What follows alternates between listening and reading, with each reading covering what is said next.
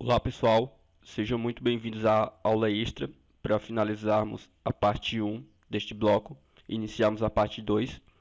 Nesta aula extra eu vou fazer uma estratégia do zero, fazer um robô baseado numa estratégia do zero, no qual a gente vai usar bandas de Bollinger. A estratégia é simplesmente quando o preço tocar na parte superior da banda, na banda superior, a gente vai abrir um call, perdão, um put na próxima vela, tá? Então, aqui ele tocou, fechou dentro, certo? Fechou dentro da banda e na próxima vela a gente ia abrir um put. A mesma coisa aconteceria aqui. Nesse candle aqui, ele tocou aqui a banda inferior e na próxima vela a gente iria abrir um call. Então, a gente ia abrir um call aqui, tá?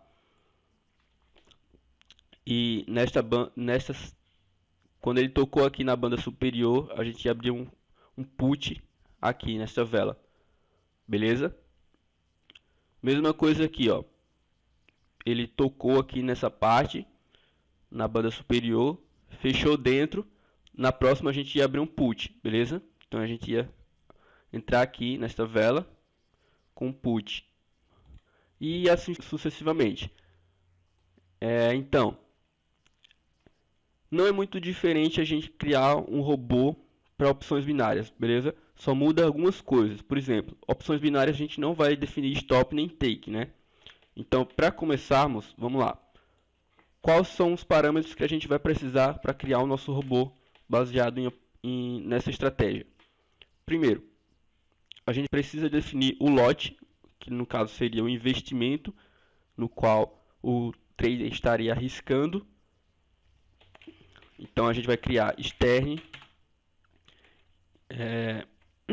investimento igual 1. Ou seja, eu estou dizendo que eu estou colocando como padrão o valor 1, ou seja, $1 a cada entrada que ele fizer, tá? Então a cada entrada que ele fizer no mercado, ele vai arriscar $1. Aqui seria a mesma lógica do lote, tá? Só que ao invés de a gente usar valores fracionários, a gente vai usar o valor do investimento. Se eu quisesse colocar 15, seria $15, beleza? O que mais? Numa banda de Bollinger, a gente tem as seguintes propriedades, os seguintes parâmetros. Temos o período e o desvio da banda de Bollinger.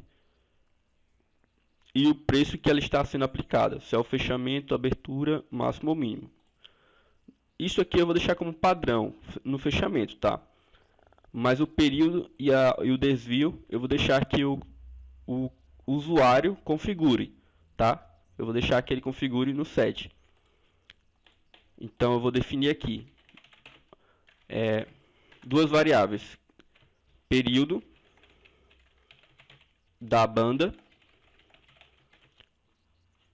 eu vou definir como padrão 9, e aqui eu esqueci de definir que aqui é do tipo inteiro, tá? Na variável, só corrigindo aqui, inteiro. O desvio, ele é um número fracionário, certo? O desvio, então ela tem que ser do tipo double. Double desvio da banda, que vai receber 2.5. O período eu vou colocar como padrão, vou deixar como 20, tá? Não, vou deixar como 30 e o desvio 2.5. Beleza. Agora que a gente já definiu os parâmetros, pelo menos por enquanto a gente só vai precisar disso, mas ao decorrer do desenvolvimento provavelmente a gente vai fazer mais outras variáveis. Então por enquanto a gente só vai precisar disso. Agora a gente precisa pegar as funções para saber quais são os valores da minha banda de Bollinger. Se a gente for aqui no data window dando Ctrl D ou então clicando aqui. Percebam que quando eu passo o mouse na minha vela, ele vai me mostrar os valores aqui da banda de Bollinger, tá? Então a banda superior tem esse valor, tá? Ela está nessa faixa de preço aqui, tá? Nessa faixa de preço. E a banda inferior está nessa faixa, tá? Então o que é que eu tenho que fazer? Eu tenho que chamar uma função que vai retornar em qual posição do gráfico a minha banda de Bollinger está. Nesse caso, ela está nesse ponto aqui. Deixa eu pegar aqui meu pincel. Ela está nesse ponto aqui, tá?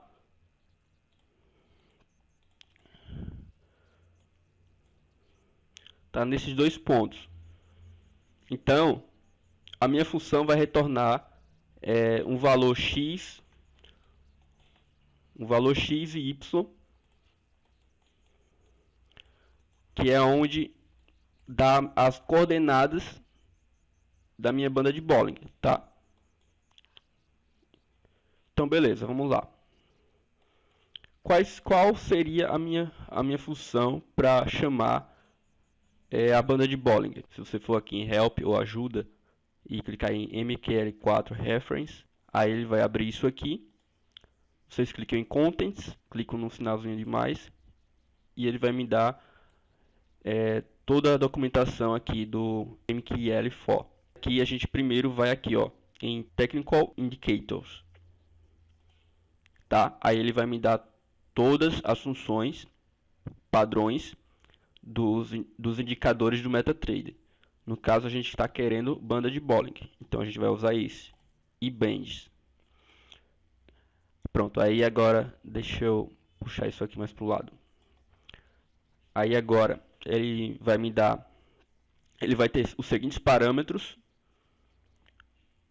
e a gente vai estar chamando a nossa função dessa maneira, iBands. Tá, então vamos lá.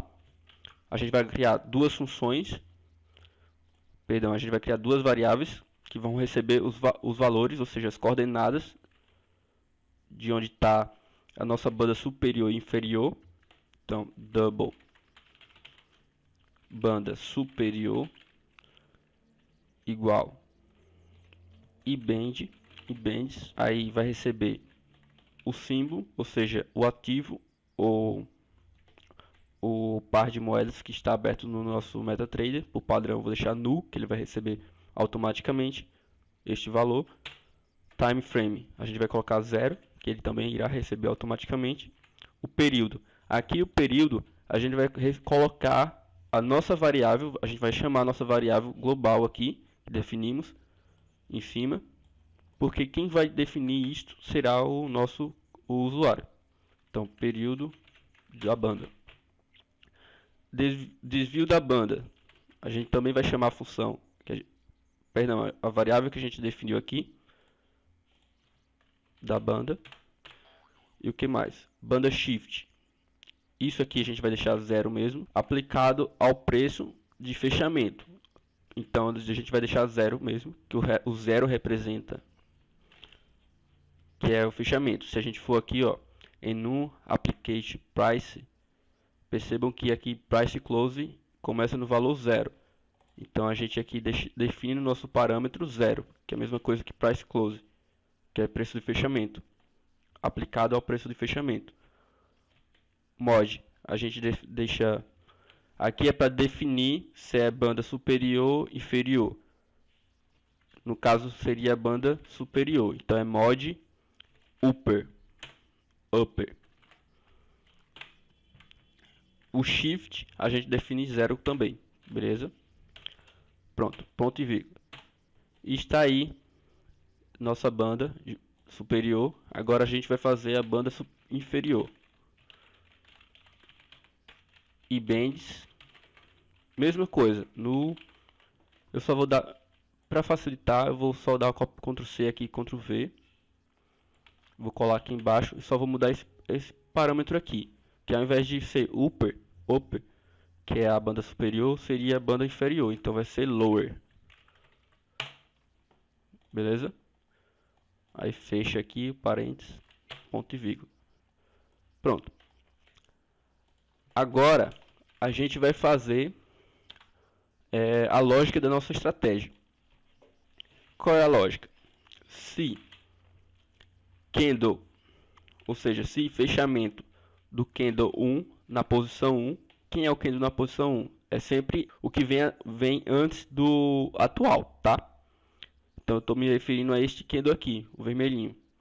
Então se fechamento do candle anterior ao atual for menor que banda inferior, aliás, na verdade, ao invés de a gente usar fechamento, a gente vai usar lower. Low. O que é o low? O low é a mínima desse candle. Eu estou dizendo assim, se esse candle atingiu a mínima, se a mínima desse candle atingiu a minha banda inferior e se o fechamento desse mesmo candle for superior à banda inferior, então temos um sinal de call, tá? Então na minha vela atual ele vai abrir uma ordem de call. Então ordem send. Primeiro a gente vai definir o ticket. O que seria o ticket? O ticket é como se fosse um identificador único.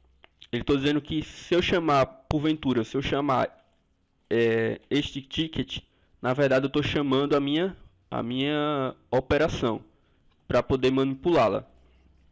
Isso vocês vão ver mais na frente, vão conseguir entender na prática para que serve. Mas vocês já vão utilizando essa variável, int ticket. Então o ticket vai receber order send, a nossa ordem. Ele também serve para identificar, para verificar se a nossa ordem foi enviada. Caso não seja realizada a operação, ou seja, não foi executado, aí ele vai retornar -1. -1 significa erro. Se a gente usar uma função para tratar esse erro, ele vai retornar um erro para o usuário. Ou seja, ele vai dizer que não foi executada aquela ordem naquele momento devido a tal coisa, tá? Então essa variável é muito importante a gente começar a usar ela. Então ticket vai ser igual a ordem send. O que a gente vai ter no order send? O símbolo ou ativo, par de moedas, né? Que a gente vai deixar como null. A operação, qual é a nossa operação? É de compra. Só que como a gente está tratando de opções binárias, então não vai mudar muito, tá? Mas vai ter uma pequena diferença no final que eu vou mostrar. Volume. Volume vai ser o investimento. Seria o quanto o trader está disposto a arriscar naquela operação. O price. O price aqui seria o ESC, né? Já que a gente está fazendo compra na teoria, então eu quero que ele me retorne, eu quero que ele faça a compra ou call na minha cotação de compra. Apesar que eu acho que não faz muita diferença você botar bid ou ESC, porque a minha cotação de compra e de venda vai ser a mesma devido que corretoras de opções binárias não têm spread. Então, isso quer dizer que não importa se eu colocasse bid ou ESC, já que o spread seria 0 e a cotação, portanto, seria igual. O slippage, o derrapamento, vou deixar 0 mesmo. Stop loss e take profit, vamos deixar 0. Aqui no comentário, aqui é que tem a mágica. Mas antes de fazer isso, eu esqueci de uma coisa. A gente tem que definir quantos segundos será aquele trader. Então, eu vou criar uma variável externa chamada, vou defini-la primeiro como segundos, né? Então, como inteiro, perdão, e vou defini-la como segundos, não, botar expiração em segundos. Vocês poderiam converter isso em minutos, multiplicando por 60. Eu vou fazer a expiração em minutos para vocês entenderem. Vou botar em minutos. E vou deixar como padrão 1 minuto. Aí agora eu vou chamar minha função onInt, que é a função de inicialização, e vou dizer que expiração em minutos recebe expiração em minutos vezes 60. Ou seja, se o usuário colocar 5, isso aqui vai ser a mesma coisa que 300. Por que eu estou convertendo isso em segundos? Porque ele só aceita valores em segundos, tá? A minha função para abrir as operações. Portanto, eu tenho que fazer essa pequena conversão para poder funcionar. Aí aqui que vem a mágica. A gente vai fazer o seguinte: BO no comentário da operação, BO ESP, que é a mesma coisa que expiração. Então, 2 pontos. Aí não coloca nada, tá? Aí bota as aspas duplas, mais concatena com expiração em minutos. Então, BO expiração, aí converte isso aqui em segundos, vai ficar, se for 5 minutos, vai ficar 300. O que é que eu estou dizendo? Eu estou dizendo que esta operação é uma operação de opções binárias e que a expiração dela é de 300 segundos, ou 5 minutos. Pronto, beleza. Agora, vírgula. O magic, aqui é o nosso identificador único, que é o magic number, como eu já havia falado nas aulas anteriores. Talvez eu modifique no futuro isto, mas quando a gente estiver desenvolvendo, mas eu vou deixar como 0. Datetime 0 também. E aqui é a cor do arrow, da setinha, vou deixar como verde. Agora, feita a lógica do nosso trade para abrir a operação na banda inferior,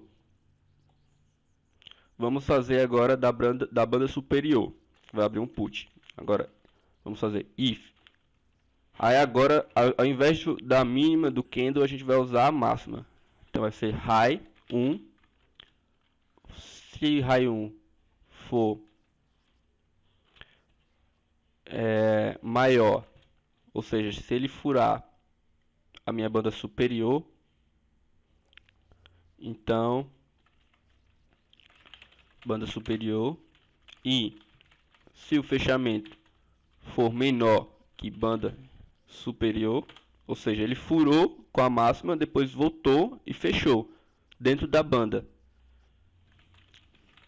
então vamos, ticket recebe igual order send no operação de venda, upsell, investimento,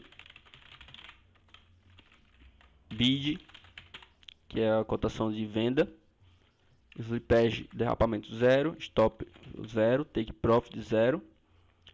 Aí aqui no comentário a gente vai fazer a mesma coisa, BO e ESP, expiração em minutos, magic 0, CRR red, que é o arrow na cor vermelha. Pronto, feito isso, a gente já fez a lógica aqui da nossa estratégia. Vou compilar aqui. Para a gente testar aqui no MetaTrader é meio complicado, porque a gente precisa...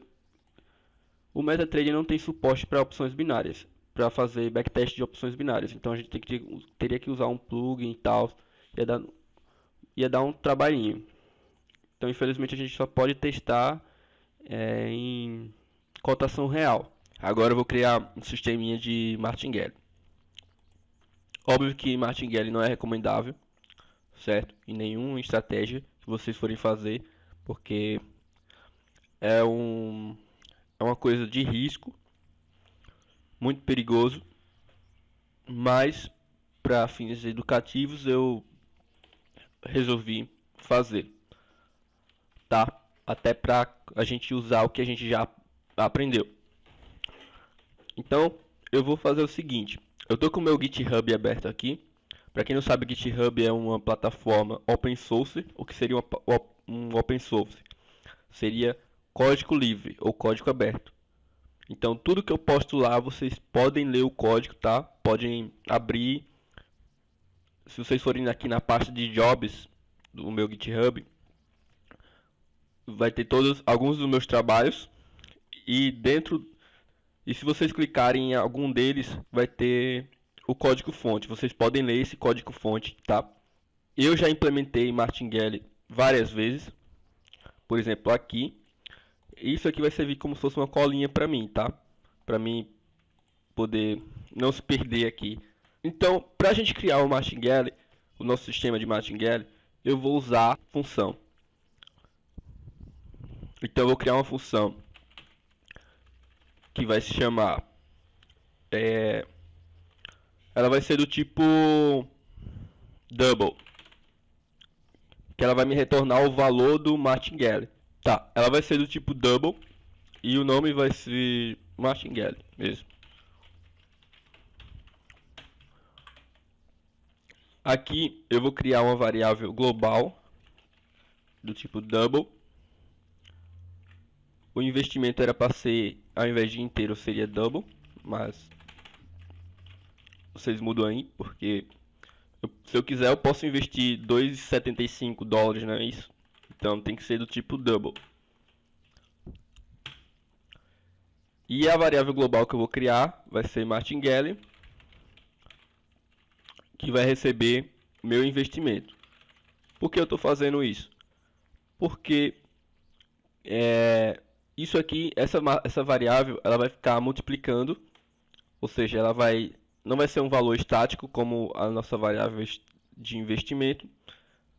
Ela vai receber a priori um valor, o que no caso seria o valor que o valor inicial que o usuário colocar, e depois se houver perdas, ela vai multiplicar esse valor até ter o ganho, né? E aí ela retorna para o investimento inicial. Então, feito isso, agora a gente vai criar outra variável externa global que irá ativar ou desativar o Martingale. Então, se eu quiser deixar ativado, aí o usuário pode definir. Então, extern vai ser uma variável booleana. Então, extern bool ativar Martingale, que vai receber como padrão valor falso. Beleza? Aí agora, na minha função Martingale, eu vou selecionar a última ordem a minha última ordem lá no history, aqui no account history, vai mostrar todas as ordens fechadas. Então eu vou selecionar a minha última ordem, a última ordem que foi feita, e vou verificar se ela foi lucrativa ou houve perda.